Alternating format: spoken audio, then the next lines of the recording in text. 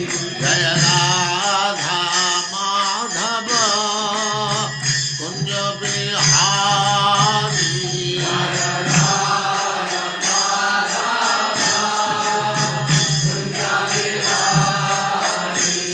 जय राधा माधव कुंज बिहारी।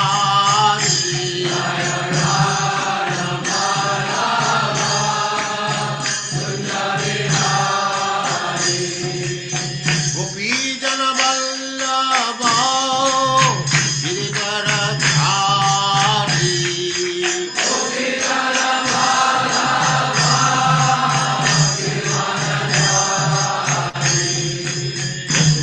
यशोदानंदन व्रज जन रंजन।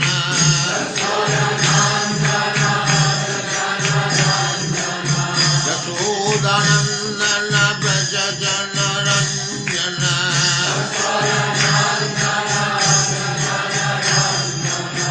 जमुना तीर वनचारी।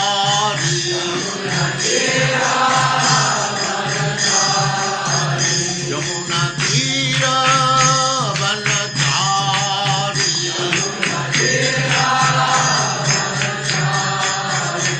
जय राधा माधव कुंज बिहारी।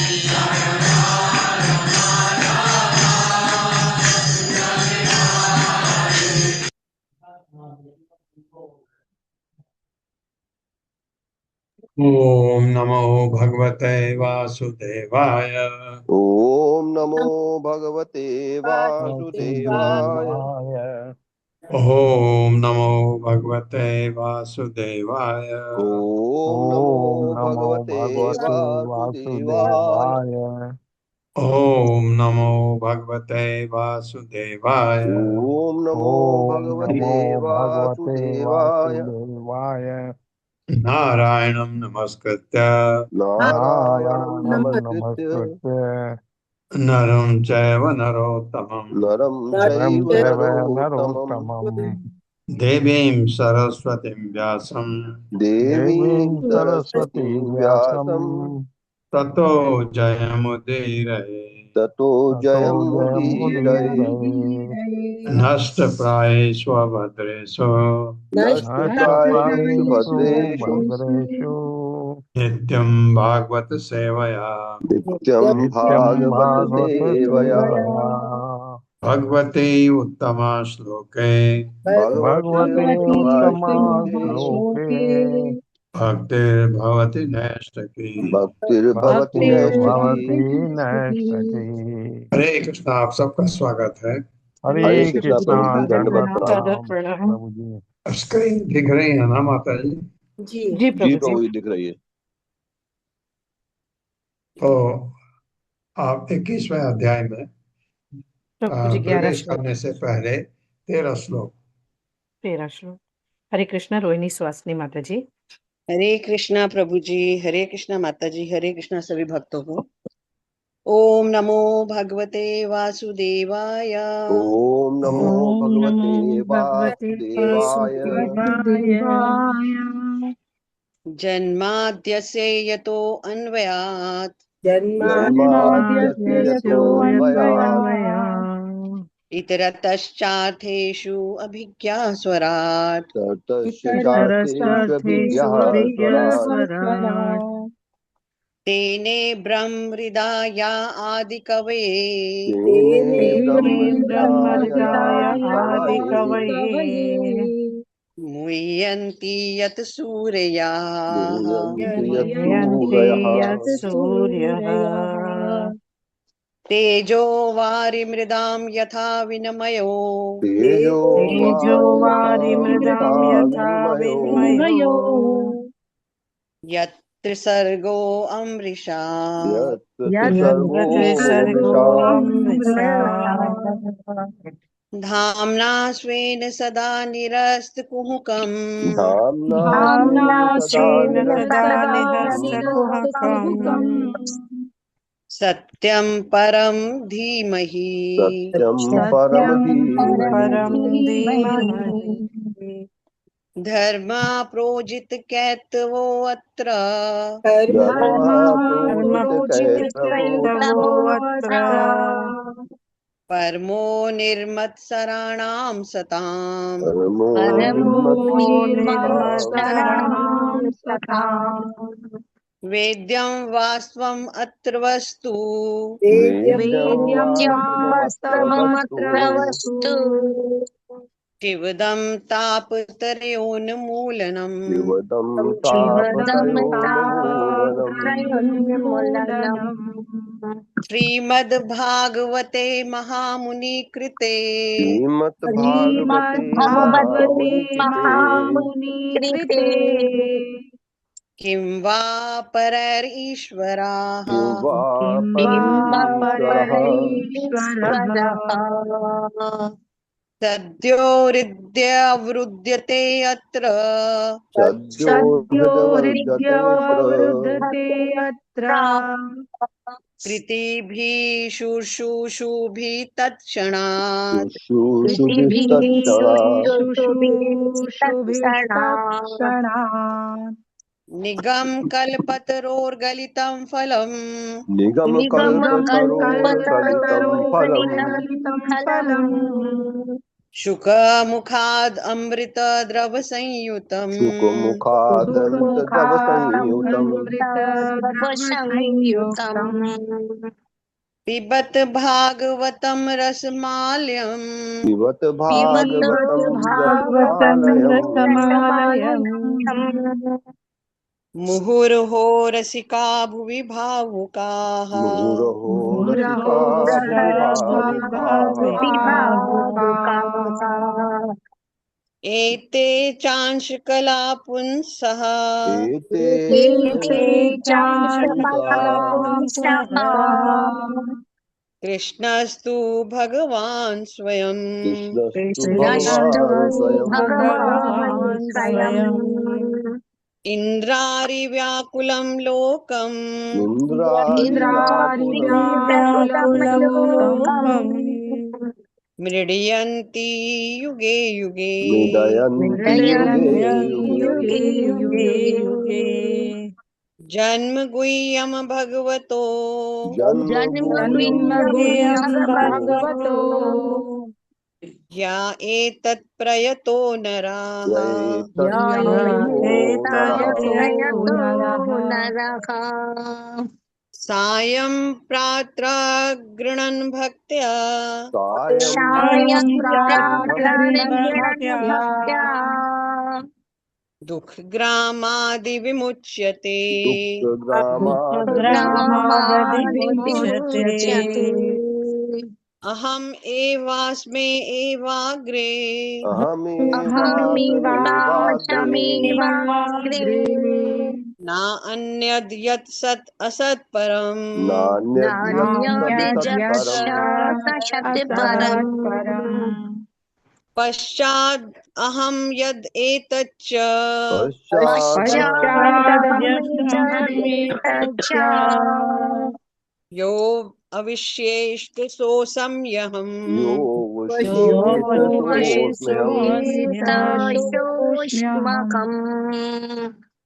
ऋते अर्थं यत् प्रतीयेत ऋतेऽर्थं यत् प्रतीयेत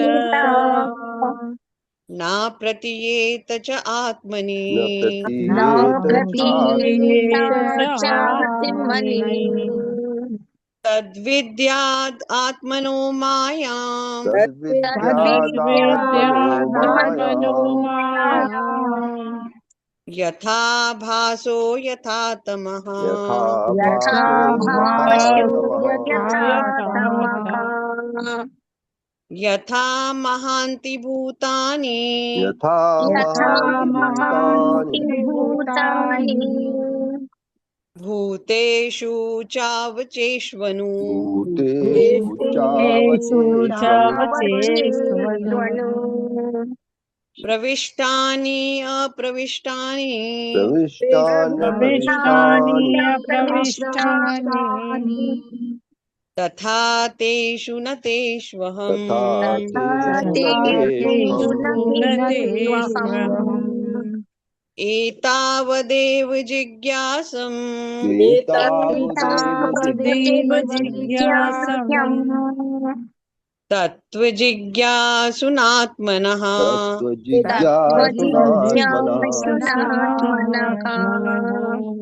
अन्वयव्यतिरेकाभ्याम्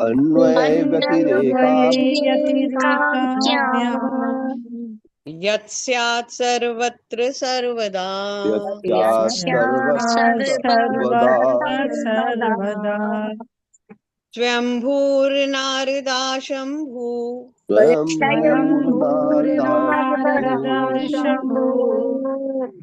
कुमारा कपिलो मनु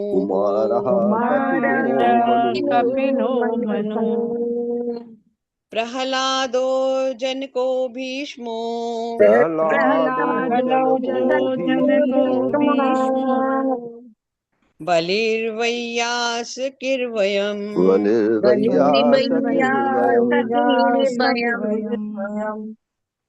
तत्ते अनुकम्पां सुसुमीक्षमाणो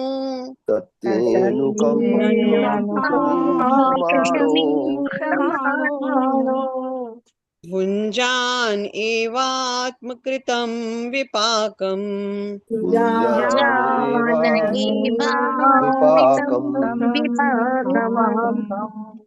हृद्वाग्वपुर्भिर्विदधन्नमस्ते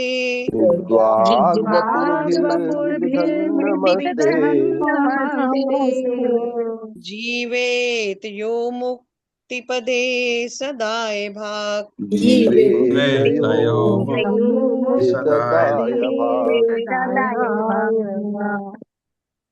तव कृतामृतं तप्ते जीवनम् तव कथामृतं तप्तजीवनम्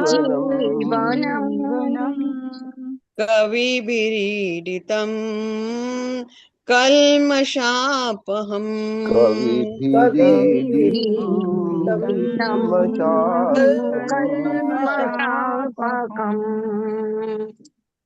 श्रवणमङ्गलं श्रीमदाततम्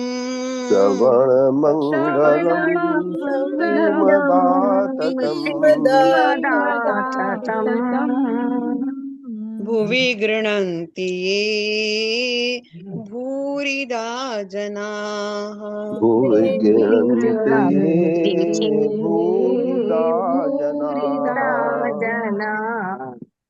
कृष्णवर्णं त्विषा कृष्णम्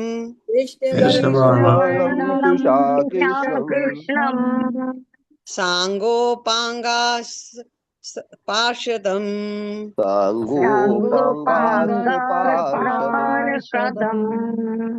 यज्ञे संकीर्तनं प्रायः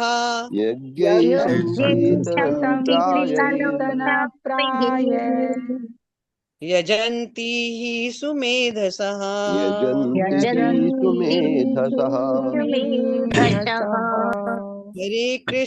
हरे कृष्णा कृष्णा कृष्णा हरे हरे हरे राम राम राम हरे हरे। हरे कृष्णा प्रभु जी, धन्यवाद। धन्यवाद माता जी, धन्यवाद। आप सबका स्वागत है 21वें अध्याय में। भगवान कृष्ण द्वारा वैदिक पद की व्याख्या। वैदिक पद क्या है उसकी व्याख्या भगवान उद्धव को कर रहे हैं। पढ़वाइए माता जी। हरे कृष्ण। राधा रति माता जी। हरे कृष्ण माता जी, शत प्रणाम। हरे कृष्ण प्रभु जी। चैप्टर 21, भगवान कृष्ण द्वारा वैदिक पद की व्याख्या। कुछ लोग कर्म, ज्ञान तथा भक्ति, इन तीनों प्रकार के योग के लिए अनुपयुक्त हैं। वे भगवान कृष्ण से द्वेष रखते हैं, इंद्रिय तृप्ति के प्रति आसक्त रहते हैं और ऐसे सकाम कर्मों के वशीभूत होते हैं जिनका लक्ष्य भौतिक इच्छाओं की पूर्ति होता है। ये अध्याय उनके दोषों को, कला, स्थान, काल, वस्तु तथा लाभ उठाने वालों को दृष्टि में रखकर वर्णन करता है। जो लोग भगवान संबंधी ज्ञान तथा भक्ति के विषय में पूर्ण हैं, उनके लिए गुणों अथवा दोषों का कोई अर्थ नहीं है, किंतु भौतिक जीवन की समाप्ति के लिए इच्छुक कर्मी के लिए नियमित तथा विशिष्ट सकाम कर्म करना गुण है और उन्हें न कर पाना दोष है। उसके लिए पाप कर्मों के निराकरण के लिए जो कुछ किया जाए वो अच्छा है। सतोगुणी ज्ञानियों तथा भक्तों के लिए उपयुक्त कार्य क्रमशः ज्ञान का अनुशीलन एवं श्रवण कीर्तन इत्यादि से युक्त भक्ति के अभ्यास है। दोनों के लिए उनके कर्मों में बाधक हर वस्तु बुरी है। किंतु जो लोग आध्यात्मिक प्रगति के लिए इच्छुक नहीं है या जो सिद्ध आत्माएं नहीं है, अर्थात जो लोग आध्यात्मिक जीवन से द्वेष रखते हैं और अपनी काम वासनाओं की पूर्ति के लिए सकाम कर्म में लगे रहते हैं, उनके लिए शुद्धि तथा अशुद्धि एवं शुभ तथा अशुभ संबंधी अनेक विचारणीय विषय होते हैं। इनमें शरीर, कर्मस्थल, काल, काम में आने वाली वस्तुएं, कर्ता, मंत्र तथा विशेष कर्म ध्यान में रखे जाते हैं। वस्तुतः गुण तथा दोष परम नहीं है, प्रत्युत प्रगति के विशेष स्तर के सापेक्ष होते हैं। अपने स्तर के उपयुक्त विवेक पर बने रहना शुभ है और अन्य सब कुछ बुरा है। गुण तथा दोष का यही मूलभूत ज्ञान है। यहाँ तक कि एक ही कोटि की वस्तुओं में धार्मिक कार्यों के करने में, सांसारिक आदान प्रदान, लेन देन में तथा जीवन यापन में शुद्धि अथवा अशुद्धि के बारे में विभिन्न प्रकार के मत हैं। इन अंतरों को विभिन्न शास्त्रों में दिया गया है। वर्णाश्रम सिद्धांत में शारीरिक शुद्धि तथा अशुद्धि के नीति वचन सूत्रबद्ध है। कर्म स्थल के अनुसार शुद्धि तथा अशुद्धि का अंतर श्याम मृग की उपस्थिति के आधार पर किया जाता है। काल के संबंध में काल के ही रूप में अथवा विभिन्न वस्तुओं के साथ विशिष्ट संबंध के रूप में शुद्धि तथा अशुद्धि का अंतर किया जाता है। शारीरिक वस्तुओं के संबंध में शुद्धि तथा अशुद्धि का अंतर वस्तु तथा शब्दों को पवित्र बनाने तथा स्नान, दान, तपस्या, भगवान का स्मरण करने जैसे कार्यों के द्वारा किया जाता है। कर्म करने वाले की शुद्धि तथा अशुद्धि में भी अंतर होते हैं। जब मंत्र को प्रामाणिक गुरु के मुख से प्राप्त किया जाता है तो मंत्र को शुद्ध माना जाता है, पर यदि कोई अपना कर्म भगवान को अर्पित करता है तो वो शुद्ध बन जाता है। यदि स्थान, काल इत्यादि 6 कारकों को शुद्ध कर लिया जाता है तब वो धर्म या गुण रहता है, अन्यथा अधर्म या दोष होता है। हरे कृष्णा। धन्यवाद माता जी। अच्छा भी है माता जी। ठीक है ठीक है। अंततः गुण तथा दोष में अंतर का कोई यथेष्ट आधार नहीं है, क्योंकि वे स्थान, काल, लाभ प्राप्त करने वाले आदि के अनुसार बदलते हैं। इंद्रिय तृप्ति के लिए संपन्न किए जाने वाले कर्मों के संबंध में सभी शास्त्रों का अभिमत भौतिकतावादी मनोवृत्तियों को दमन करना है। वास्तविक धर्म ऐसा है जो शोक, शंका तथा भय को नष्ट करता है और सौभाग्य प्रदान करता है। इंद्रिय तृप्ति के लिए किया गया कर्म वास्तव में लाभप्रद नहीं है। विभिन्न फल श्रुतियों में दिए गए ऐसे लाभों का वर्णन सर्वोच्च लाभ के लिए क्रमशः रुचि उत्पन्न करना है, किंतु अल्प बुद्धि वाले लोग शास्त्रों के अलंकार युक्त वर्ग देने वाले श्लोकों को ही वेदों का वास्तविक सार मान बैठते हैं, किंतु जिन्हें वेदों का वास्तविक ज्ञान है वे ऐसा नहीं मानते। ऐसे व्यक्तियों को जिनके मन वेदों के अलंकारमयी वाणी से चंचल हैं, भगवान हरि की कथाएं सुनने में कोई आकर्षण नहीं लगता। ये जान लेना चाहिए कि आदि भगवान से पृथक वेदों का कोई आंतरिक तात्पर्य नहीं है।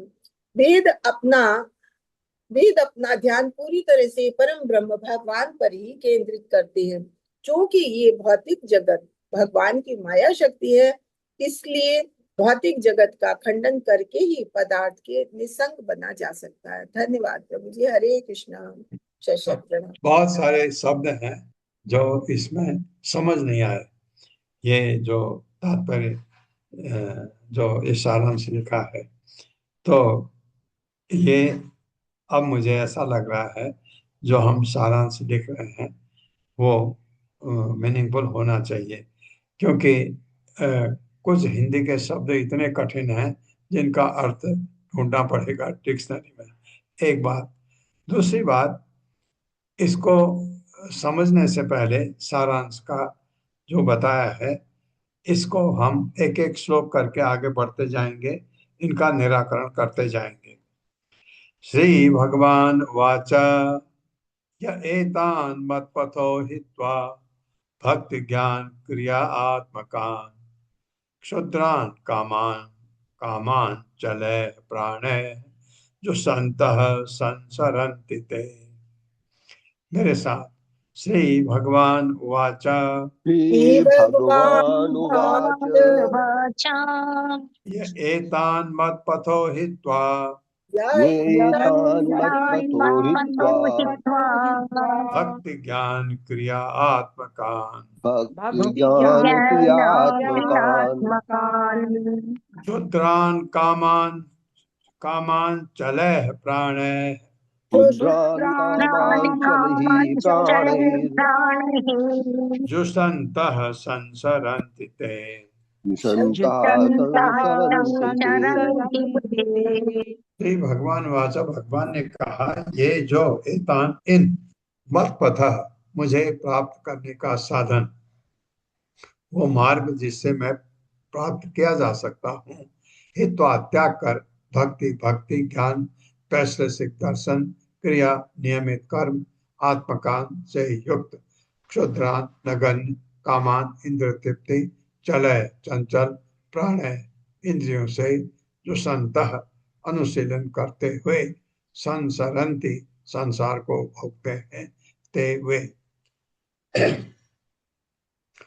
मेरे साथ, भगवान ने कहा, भगवान ने पुरुषोत्तम श्री भगवान ने कहा, जो मुझे प्राप्त करने वाली जो मुझे प्राप्त करने वाली उन विधियों को उन विधियों को जो भक्ति जो भक्ति हाँ, ये विधियां जो है भक्ति वैश्लेषिक दर्शन वैशेषिक दर्शन यानी ज्ञान तथा नियत कर्मों की नियमित संपन्नता तथा नियत कर्मों की नियमित संपन्नता यानी कर्म योग से युक्त है, कर्म योग से युक्त है, त्याग देता है। त्याग देता है। जो मनुष्य जो विधियां हैं भगवान के पास जाने के, उनको त्याग देता है और भौतिक इंद्रियों से विचलित होकर और भौतिक इंद्रियों से चलायमान होकर क्षुद्र इंद्रिय तृप्ति में लग जाता है। शुद्ध इंद्रिय तृप्ति में लग जाता है। कौन है वो है 99.99% लोग भौतिक जगत में ऐसे हैं। वो निश्चय ही बारंबार संसार चक्र में फंसता जाता है। संसार चक्र में फंसता जाता है। हाँ, मतलब जन्म मृत्यु जरा व्याधि, उसके लिए उसी में घूमता रहता है। तात्पर्य। हरे कृष्ण अशोक प्रभु जी। हरे कृष्ण माता जी, दंडवत प्रणाम। हरे कृष्ण प्रभु जी, दंडवत प्रणाम। शीला प्रभुपाद जी की जय। शीला प्रभुपाद के विविध भक्तों द्वारा तात्पर्य। जैसा कि पिछले अध्यायों में भगवान श्री कृष्ण स्पर्श कर चुके हैं, वैशेषिक ज्ञान तथा नियत कर्मों का निष्पादन अंततोगत्वा कृष्ण भावनामृत अथवा विशुद्ध ईश प्रेम प्राप्त करने के निमित्त है।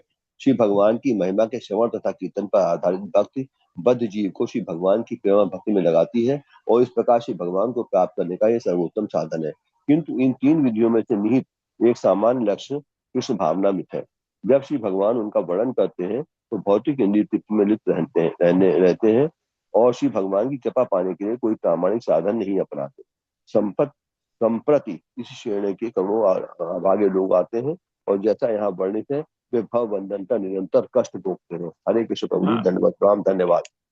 भव बंधन का कष्ट भोगते रहते हैं निरंतर, क्योंकि अगर भगवान की भक्ति की तरफ नहीं लगे, या और साधन भी है, भक्ति तो ये है मार्ग जो हम लोग अपना रहे हैं। तो हमारे ब्रह्म परंपरा क्या, सभी परंपरा में भक्ति योग से भगवान तक जाने का प्रयास, ये तो एक है। लेकिन बहुत सारे कोई ध्यान योग करता है, कोई कर्म योग में लगा है, कोई ज्ञान योग में लगा है, सभी उस पद पर लगे हैं। लेकिन जो इनको छोड़ करके इंद्र तृप्ति में फंसा है, वो बारंबार जन्म मृत्यु चक्र के चक्कर में फंसा रहता है। ये तो इसलिए भगवान अब रास्ता बताने वाले हैं। स्वे स्वे अधिकारे या निष्ठा सगुण परिकीर्तितः विपर्ययो विपर्ययः तु दोषः स्यात् उभयोः एष निश्चयः। मेरे साथ, स्वे स्वे अधिकारे या निष्ठा स्वे स्वे अधिकारे या निष्ठा निष्ठा सगुणः परिकीर्तितः सगुणः सगुणः परिकीर्तितः परिकीर्तितः विपर्ययः तु दोषः विपर्ययस्तु विपर्ययस्तु दोषः स्यादुभयो एष निश्चयः। स्यादुभयोरेष निश्चयः। निश्चयः। स्वे स्वे अपने अपने अधिकारे पद में या ऐसी निष्ठा स्थिरता च वह गुण पुण्य परिकीर्तितः घोषित विपर्ययः विपरीत तो निस्संदेह दोष पाप स्यात् है उभयो दोनों में ऐसा यह निश्चय निश्चय निश्चित मत। अपने पद पर स्थिरता अपने पद पर अपने स्थिरता पद पर स्थिरता वास्तविक शुद्धि कहलाती है वास्तविक शुद्धि कहलाती है। वास्तविक शुद्धि कहलाती है और अपने पद से विचलन और और पद से अपने विचलित पद होना से विचलन अशुद्धि कहलाती है, अशुद्धि अशुद्धि है। अशुद्धि कहलाती है। इस तरह दोनों को निश्चित किया जाता है। इस तरह दोनों इस को तरह निश्चित किया जाता दोनों को है। निश्चित किया जाता है। हाँ, अपने पद पर आप कहीं पर भी लगा सकते हैं। अगर आप ब्राह्मण के पद पर हैं और उसमें आप स्थिर हैं, अडिग हैं, तो आपको शुद्ध कहा जाएगा। अगर आप उससे विचलित होते हैं, कुछ काम ऐसा भी कर जाते हैं जो रजोगुणी तमोगुणी है, तो आप अशुद्ध हैं। इन दोनों को निश्चित किया जाता है। इस तरह दोनों को निश्चित किया जाता है। शुद्ध क्या है, अशुद्ध क्या है, कि अपने पद पर जो टिका रहता है वो शुद्ध, जो अपने पद से विचलित हो जाता है अशुद्ध। और इस तरह आप कहीं पर भी लगा सकते हैं इसको। तात्पर्य माता जी। हरे कृष्ण ललिता माता जी। हरे कृष्णा माता हरे जी, हरे कृष्णा प्रभु जी। श्रील प्रभुपाद जी की तात्पर्य श्रील प्रभुपाद जी के शिष्यों के द्वारा।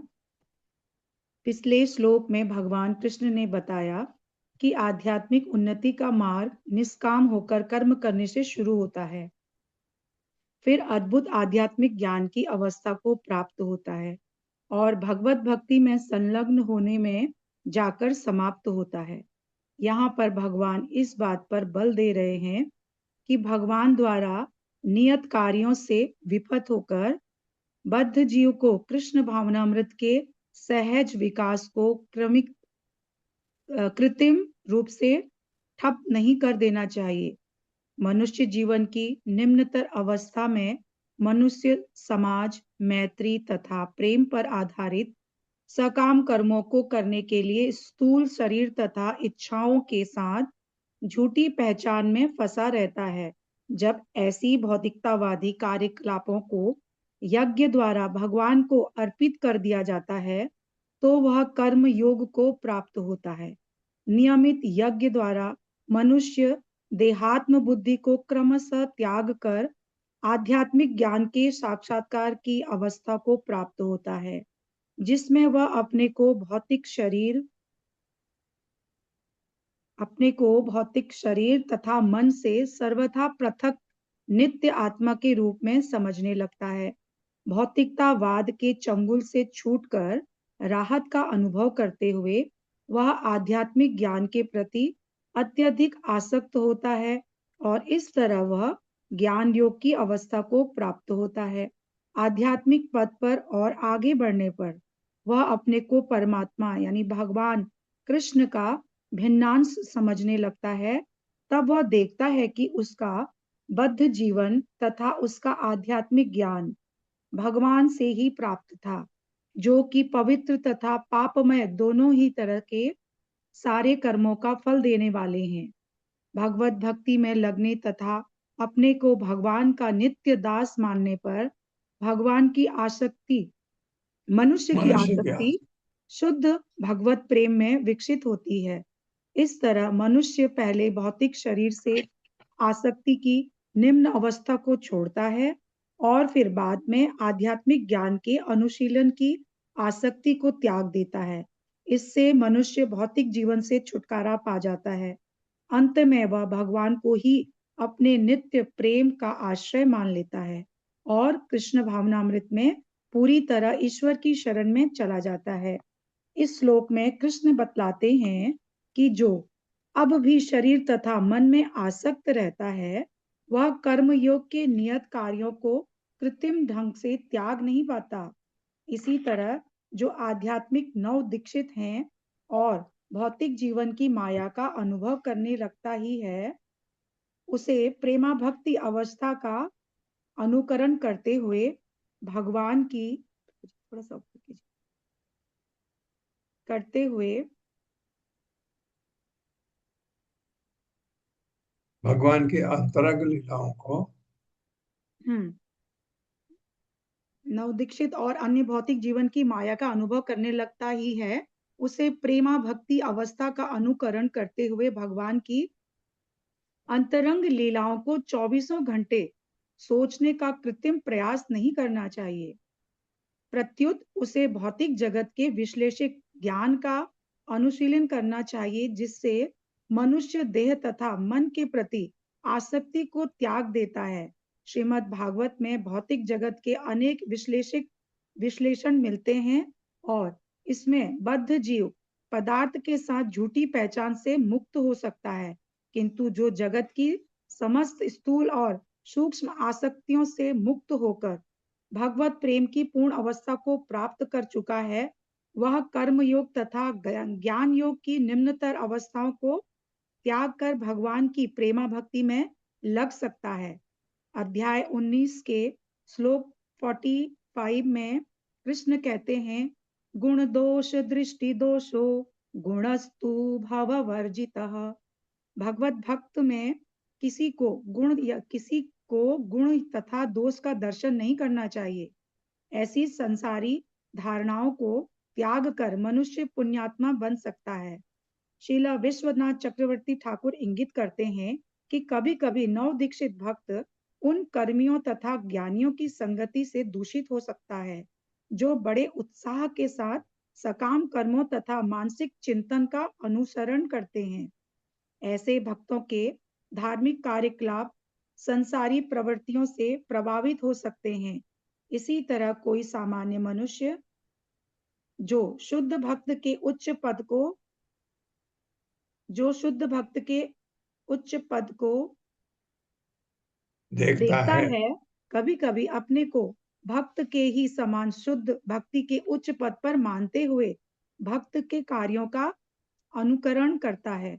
भक्ति योग के ऐसे अधचखे अभ्यास करता आलोचना से मुक्त नहीं होते, क्योंकि उसके सकाम कर्म, उसका मानसिक चिंतन तथा उसकी झूठी प्रतिष्ठा भगवान की शुद्ध भक्ति में अड़ंगा जैसे हैं। भगवान की सेवा में लगे शुद्ध भक्त की आलोचना नहीं की जानी चाहिए, किंतु जिस भक्त की भक्ति भौतिक गुणों से मिश्रित हो, उसका सुधार होना चाहिए, जिससे वह शुद्ध भक्ति के पद पर उठ सके।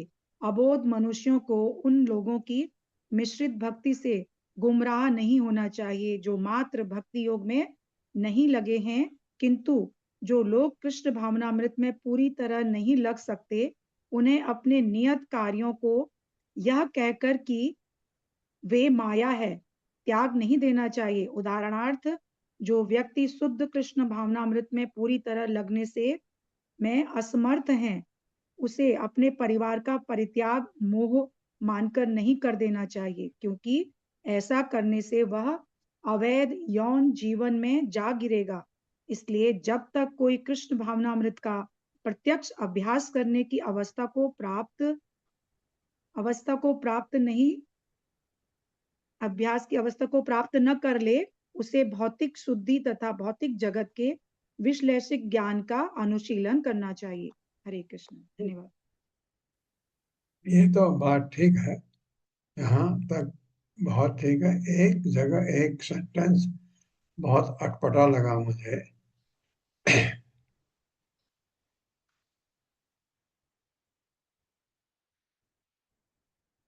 भौतिक जीवन की माया का अनुभव करता है, भगवान के अंतरांगण 24 घंटे सत्संग प्रयास प्रत्यक्ष से भौतिक जगत वैसे का अनुसरण कराते हैं।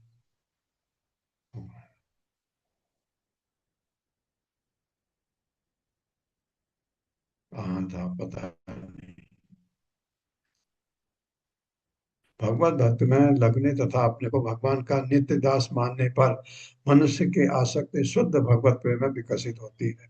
इस तरह मनुष्य पहले भौतिक शरीर से आसक्ति की निम्न अवस्था को छोड़ता है, फिर बाद में आध्यात्मिक ज्ञान के अनुसरण की आसक्ति को त्याग देता है। ये थोड़ा मुझे थोड़ा अटपटा लग रहा है। ये देखे सेंटेंस में, इस तरह मनुष्य पहले भौतिक शरीर से आसक्ति की निम्न अवस्था को छोड़ता है। वो तो बिल्कुल सही बात हो गया, जो अपने भगवत भक्ति में आगे बढ़ रहा है। फिर बाद में आध्यात्मिक ज्ञान के अनुशीलन की आसक्ति ये तो होनी को चाहिए। त्याग देता है। अगर ये त्याग देगा तो वो आगे कैसे बढ़ेगा? ये बिल्कुल। पता नहीं, इसमें इंग्लिश में देखना कुछ मिस्टेक लगती मेरे को, प्रिंटिंग। आपको भी लगता है ऐसा? जी जी। रिमा माता जी, हरे कृष्ण प्रभु जी, धन्यवाद, प्रणाम प्रभु जी। ये प्रभु जी, देखिए। जहाँ तक मैं समझ पाई हूँ, ये पिछले अध्याय में जैसे भगवान ने समझाया है ना कि हाँ जब मनुष्य जो है वो उस स्तर को पार कर जाता है तो फिर वो ज्ञान और इससे भी ऊपर उठ जाता है। फिर उसको उन नियमों को मानने की जरूरत नहीं पड़ती, और मतलब ही गेट्स एलिवेटेड, वो ऊपर उठ करके फिर उस सब चीज के स्तर से भी आगे निकल जाता है। प्रभु जी, मुझे ऐसा लग रहा है कि ये उसी कॉन्टेक्स्ट में लिखा है, क्योंकि एक लेवल के बाद बताया ना भगवान ने लास्ट चैप्टर में कि जब वो लेवल भी पार कर लेता है, फिर उस मनुष्य को किसी नियम उस पे नियम लागू नहीं होते, फिर उसे हाँ, वैदिक नहीं नहीं, आप ये आवश्यकता नहीं है। आपकी बात ठीक है। फिर उसके लिए ये चीज नहीं रहते, लेकिन ये तो शुरुआत में भगवत भक्ति में लगने तथा अपने को भगवान का नित्य दास मानने पर मनुष्य की आसक्ति शुद्ध भगवत प्रेम में विकसित होती है। अच्छा, हाँ ठीक है, शुद्ध भक्ति आप के ठीक कह स्तर रहे हैं। पे आ गए ना शुद्ध प्रभु शुद्ध जी। भगवत प्रेम में अगर लग गया कोई, तब उसके लिए हाँ, ये चीज, इसको भी वो त्याग सकता है। ठीक है। मुझे ऐसा लगा प्रभु जी। जी जी। हाँ, फिर भी ये मुसंट है, अभी भी मुझे वो लग रहा है थोड़ा। ठीक है, ठीक है माता जी। शुद्ध भक्त के लिए तो ये चीज छोड़ सकते हो, वो तो उसके अलावा और कुछ चाहिए ही नहीं उसको। शुद्धि शुद्धि अशुद्धि विधीयते समानेषु अपि वस्तुषु द्रव्यस्य चिकित्सा चिकित्सा अर्थम गुण दोषौ शुभ अशुभौ अशुभौ धर्म अर्थम व्यवहार अर्थम यात्रा अर्थम इति च मेरे साथ शुद्धि अशुद्धि विधीयते शुद्ध शुद्धि विधीयते शुद्धिर्विधीयते समानेषु अपि वस्तुषु समानेष्वपि वस्तुषु समानेष्वपि वस्तुषु द्रव्यस्य विचिकित्सा अर्थम द्रव्यस्य द्रव्यश्च विचिकित्सार्थं विचिकित्सार्थम् दोषौ शुभ अशुभौ उस अशुभौ गुण गुणदोषौ गुणोदोषौ शुभाशुभौ शुभाशुभौ धर्म अर्थम व्यवहार अर्थम धर्मार्थं धर्मार्थं व्यवहारार्थं व्यवहारार्थम् यात्रा अर्थम इति च नग। यात्रार्थमिति चानघ। यात्रार्थमिति चानघ। अनग ये उद्धव के लिए निष्पाप। शुद्धि शुद्धि अशुद्धि तथा अशुद्धि विधीयते स्थापित की जाती है समानेषु समान श्रेणी वालों में अपनी निस्संदेह वस्तुषु वस्तुओं में द्रव्य विशेष वस्तु का चिकित्सा मूल्यांकन अर्थम के हेतु गुण दोषौ अच्छे तथा बुरे गुण शुभ अशुभ शुभ तथा अशुभ धर्म अर्थम धार्मिक कार्यों के लिए व्यवहार अर्थम सामान्य व्यवहार के हेतु यात्रा अर्थम अपनी शारीरिक दीर्घ जीविका हाँ, ये यात्रा है ना जीवन जीवन एक यात्रा अति जीवन हेतु यदि इस प्रकार च भी अनग है निष्पाप हे निष्पाप उद्धव हे हे निष्पाप निष्पाप उद्धव यह उद्धव समझने यह समझने के लिए कि ये ये समझने के लिए समझने कि के लिए कि जीवन में क्या उचित है जीवन जीवन में क्या में उचित क्या है, उचित है, मनुष्य को किसी एक पदार्थ का मनुष्य को मनुष्य किसी को एक किसी पदार्थ का एक मूल्यांकन पदार्थ का मूल्यांकन मूल्यांकन उसकी विशेष कोटि के भीतर ही करना चाहिए उसकी विशेष कोट के भीतर ही करना चाहिए। के भीतर ही करना चाहिए। हाँ क्या मतलब है अभी समझ आएगा आपको आगे। इस तरह धर्म का विश्लेषण करते समय इस तरह धर्म इस का तरह विश्लेषण धर्म का करते समय विश्लेषण करते समय हाँ तो मनुष्य को शुद्धि तथा अशुद्धि पर विचार करना चाहिए। मनुष्य को शुद्धि तथा अशुद्धि मनुष्य पर को विचार शुद्धि करना तथा चाहिए। अशुद्धि पर विचार करना चाहिए। हाँ अगर धर्म है तो क्या शुद्धि है क्या अशुद्ध है ये क्या ठीक है क्या गलत है ये पता होना चाहिए।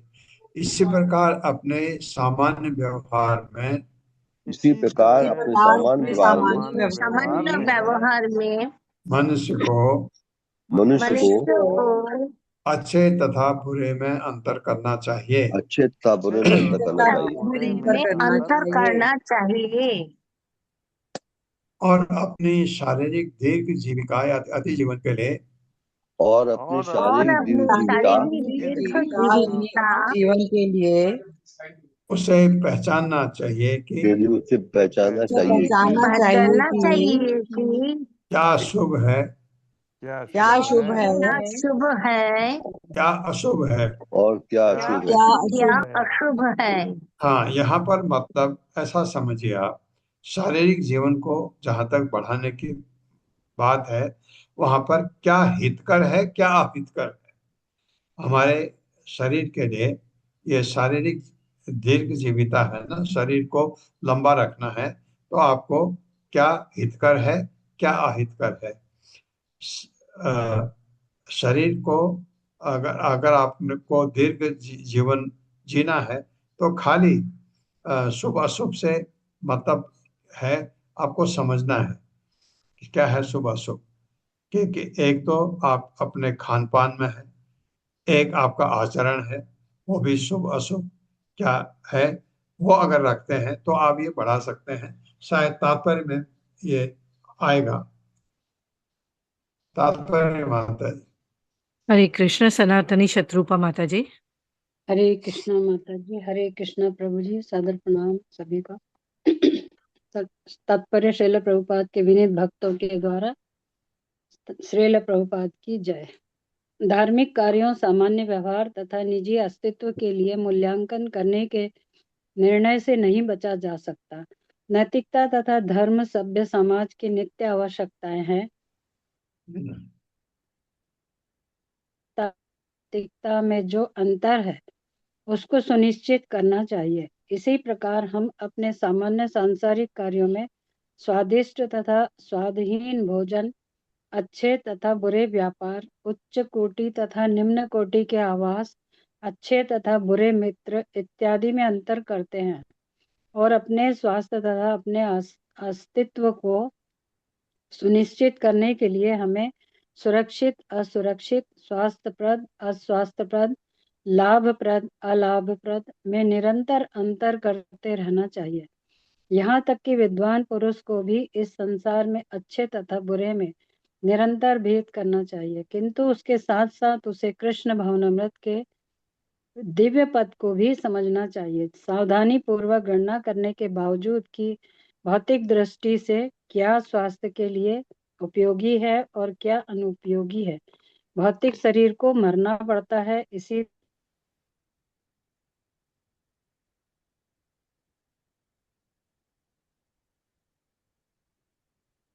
भौतिक शरीर को मरना पड़ता है, इसी तरह क्या हुआ? हरे कृष्णा। माता जी, धार्मिक जी माता जी। माता जी, भौतिक शरीर से मरना पड़ता है, उसके आगे पढ़िए, नीचे से 4th लाइन। एक मिनट माता जी, नीचे से नहीं मिला माता इसी जी। तरह सामाजिक रूप से क्या अनुकूल है और क्या प्रतिकूल है, इसकी हाँ, छानबीन इसकी करने पर छानबीन भी करने पर भी समय के साथ मनुष्य का सारा सामाजिक परिवेश समाप्त हो जाएगा। इसी तरह इतिहास के प्रवाह में बड़े बड़े धर्म उदय होते हैं और अस्त होते हैं। ऐसे में कोरी धार्मिकता, सामाजिक तथा आर्थिक दक्षता अथवा शारीरिक स्वास्थ्य से ही जीवन की वास्तविक पूर्णता नहीं मिल जाती है।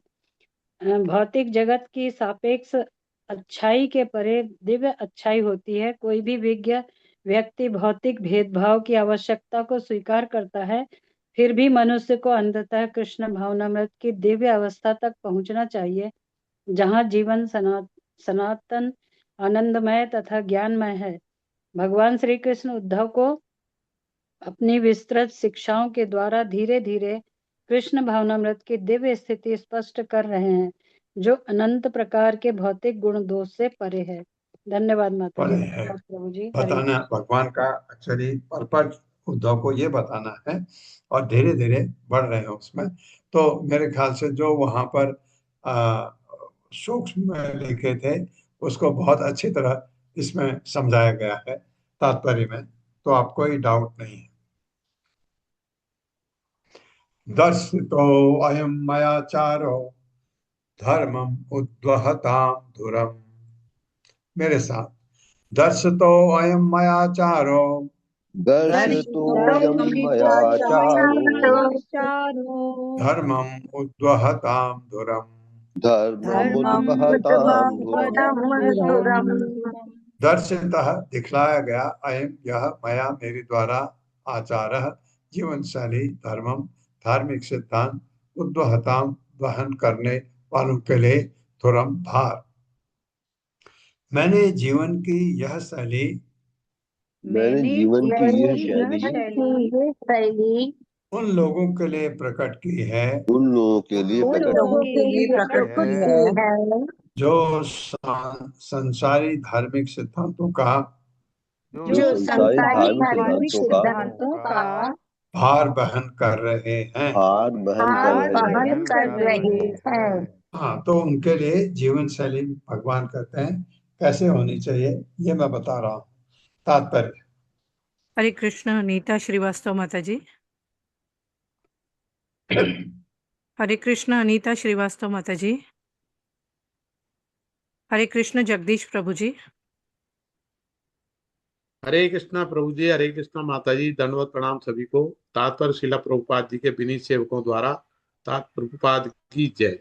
ये सामान्य धार्मिक सिद्धांत जो असंख्य विधि तथा निषेध की संस्तुति करने वाले हैं, उन लोगों के लिए भार तुल्य है जो कृष्णा भावनामृत से विहीन है। श्रीमद् भागवत के प्रथम स्कंद 1.1.11 में कहा गया, भूरेणे भूरे कर्माणि सोतप्यानि विभागस है। संसार में असंख्य धार्मिक शास्त्र हैं जो असंख्य धार्मिक कर्तव्यों की संस्तुति करते हैं, जैसा कि इस श्लोक में कहा गया है। प्रमाणिक शास्त्र वे हैं जो भगवान द्वारा या उनके प्रतिनिधियों द्वारा कहे गए हैं। भगवत गीता के अंतिम अध्याय 18.4 में भगवान कृष्ण कहते हैं, सर्वधर्म परित्याज्य माम एकम शरणम व्रज। मनुष्य को चाहिए संसारी शुद्धि के कष्टकर भाग को त्याग कर भगवान की प्रेमा भक्ति करे, जिससे हर बात सरल हो जाती है। भगवत गीता 9.2 में कृष्ण ने यह भी कहा है, सो सुखम कर्तव्यम भक्ति योग विधि, जो कि पूरी तरह भगवत कृपा पर निर्भर है, अत्यंत सुखप्रद है और सरलता से संपन्न होने वाली है। इसी प्रकार लोचन दास ठाकुर गाते हैं, परम करुण बहु दुही जन निताय गौर चंद्र, सब अवतार सार शिरोमणि केवल आनंद कांड। श्री चैतन्य महाप्रभु जो साक्षात भगवान कृष्ण हैं, 500 वर्ष पूर्व भगवान नाम कीर्तन विधि का वितरण करने हेतु प्रकट हुए थे। इस तरह कृत्रिम तपस्या का भार वहन करने के बजाय मनुष्य को सीधे भगवान की सेवा में लग सकता है, जिससे उसे हृदय स्वच्छ हो जाता है और तुरंत ही दिव्य आनंद का अनुभव होने लगता है। जिन लोगों ने चेतन महाप्रभु के आनंद को ग्रहण किया है वे 4 मूल सिद्धांतों का पालन करते हैं: अवैध यौन, मछली अंडे तथा मांसाहार, नशे तथा जुए का परित्याग। वे प्रातःकाल जग जाते हैं, हरे कृष्ण कीर्तन करते हैं और भगवान की सेवा में लगे रहकर सुखपूर्वक दिन बिताते हैं। किंतु जो लोग वेदों के कर्मकांड अनुभाग का पालन करते हैं वे असंख्य विधि विधानों, अनुष्ठानों और उत्सवों से बोझिल रहते हैं, जिन्हें ये या तो स्वयं करना पड़ता है या योग्य ब्राह्मण से संपन्न कराना होता है।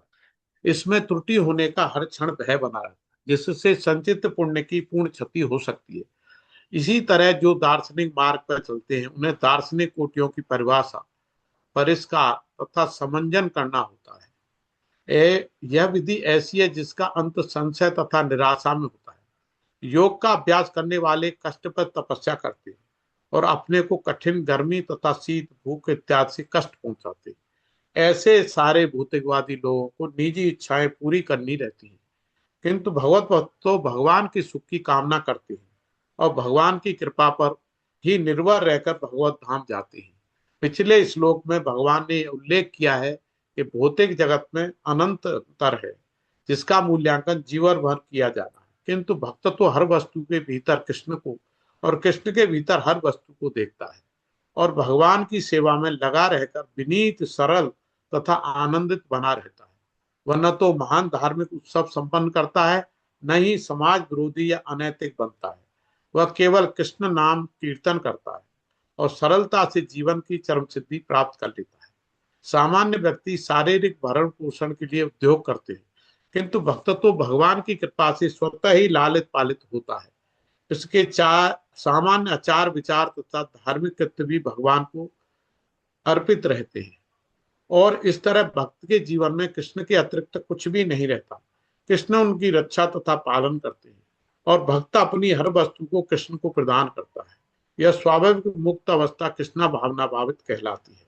यही चरम शुभ है, जैसा भगवान इस पूरे स्कंद में बतला रहे हैं। हरे कृष्णा प्रभु जी। धन्यवाद माता जी। बहुत अच्छी तरह बताया कि कितने तरीके हैं बहुत भगवत प्राप्ति के, और उन तरीकों में बताया है कि जो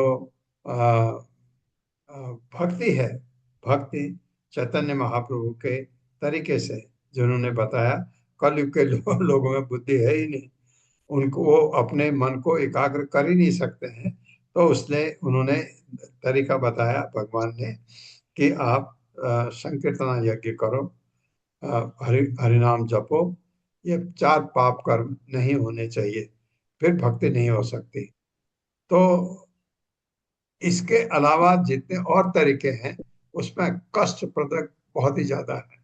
अपने शरीर को बहुत तकलीफ देके वो लोग आगे बढ़ने की कोशिश करते हैं, और इसलिए वो लोग हमारे भक्ति योग को क्यों गलत बताते हैं। वो लोग कहते हैं इसमें तो कोई संयम करना ही नहीं है, हरे कृष्ण जपना है, इसमें क्या बड़ी बात है। ये वो लोग, उन लोगों का ये कहना है। वो लोग इसलिए जैसे हम क्रिटिसाइज करते हैं उनको, वैसे वो भी हमको क्रिटिसाइज करते हैं।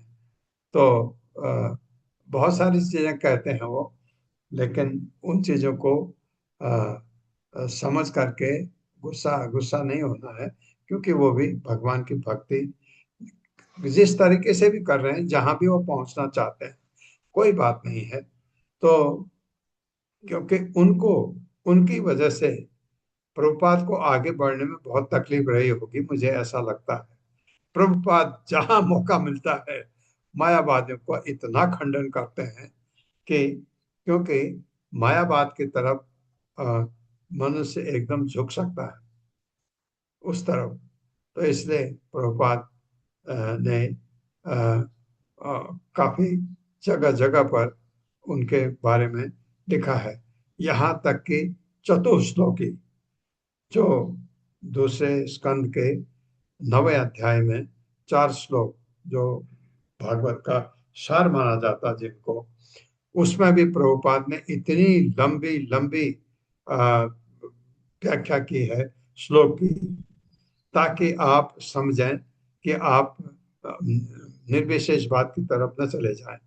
भक्त जो यहाँ तक पहुंचा है उसको समझना चाहिए इस तरह से करके। तो ये कहते हैं, और ये अगर आप देखते हैं उन लोगों के और हमारे, आप देखिए अष्टांग योग, अष्टांग योग इतना कठिन है जिसको सुन के भी डर लगता है कि ये कैसे करते होंगे, और उसके बाद भी प्राप्ति जो है भगवत धाम नहीं है, तो आपको लगता है और आप सरलता से भगवान की सेवा करते हैं।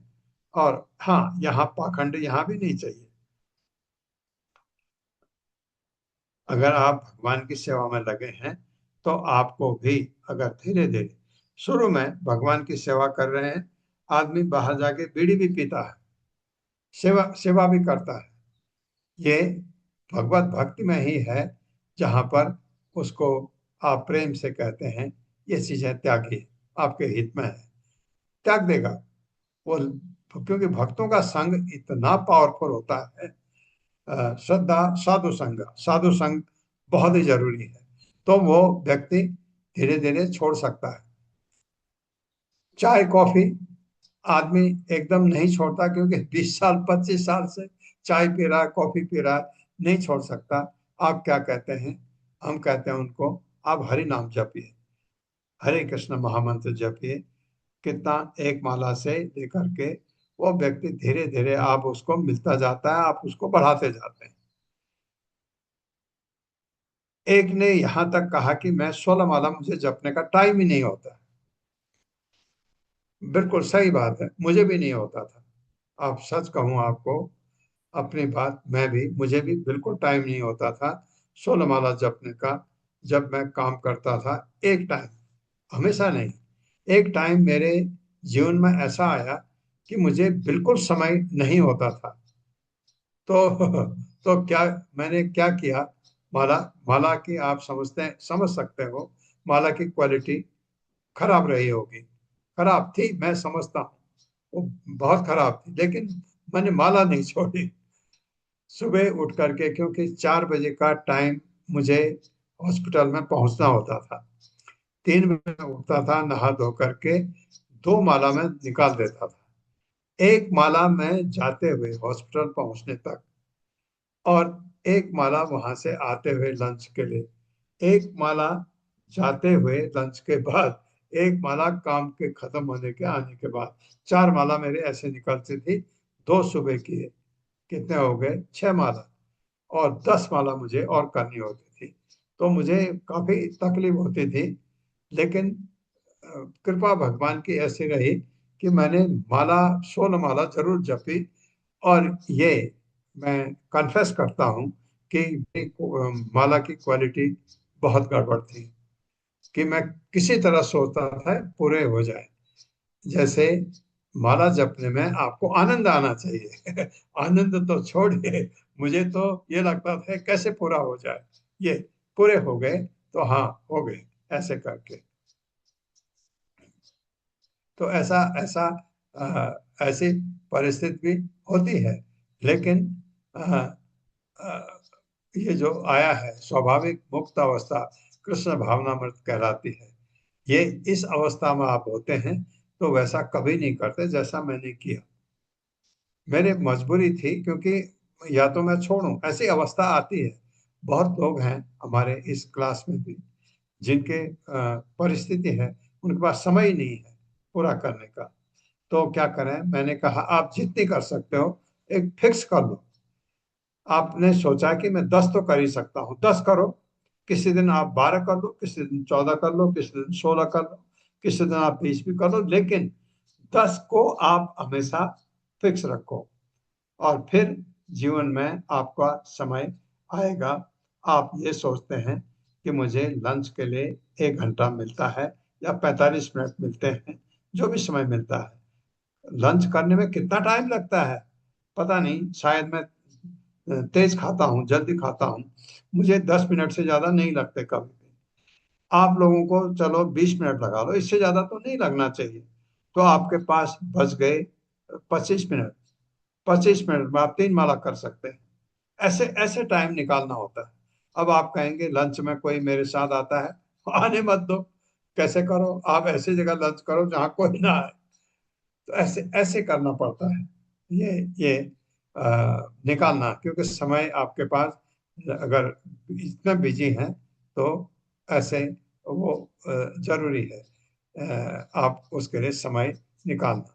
नहीं अगर निकलता है तो इतने अवश्य करिए जितने आप कर सकते हैं,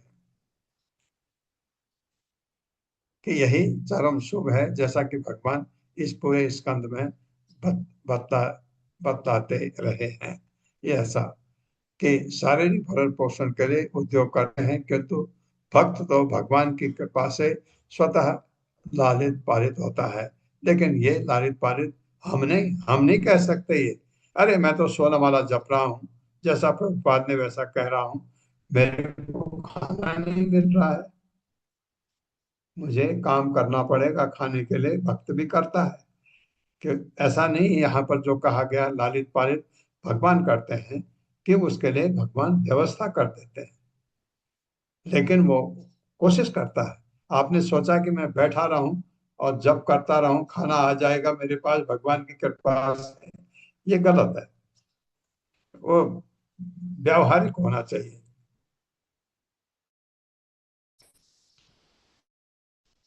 ओहो, टाइम हो गया। ओम अज्ञानतिमिरान्धस्य ज्ञानाञ्जनशलाकया चक्षुरुन्मिलितं तस्मै श्रीगुरवे नमः। नमः विष्णुपादाय कृष्णप्रेष्ठाय भूतले श्रीमते भक्तिवेदांत स्वामिनिति नामिने। नमस्ते सारस्वती देवे गौरचारिणे निर्विशेष शून्यवादी पाश्चात्य देशतारिणे। जय हो श्री कृष्ण चैतन्य प्रभु नित्यानंद, श्री अद्वैत गदाधर शिवासादि गौर। हरे कृष्णा कृष्ण कृष्णा हरे हरे, हरे राम राम राम हरे हरे। हरे कृष्णा। आप सबका बहुत बहुत धन्यवाद है। शत प्रणाम। हरे हरे कृष्णा प्रभु जी, धन्यवाद प्रणाम, कोट कोट हरे धन्यवाद। कृष्णा, हरे कृष्णा।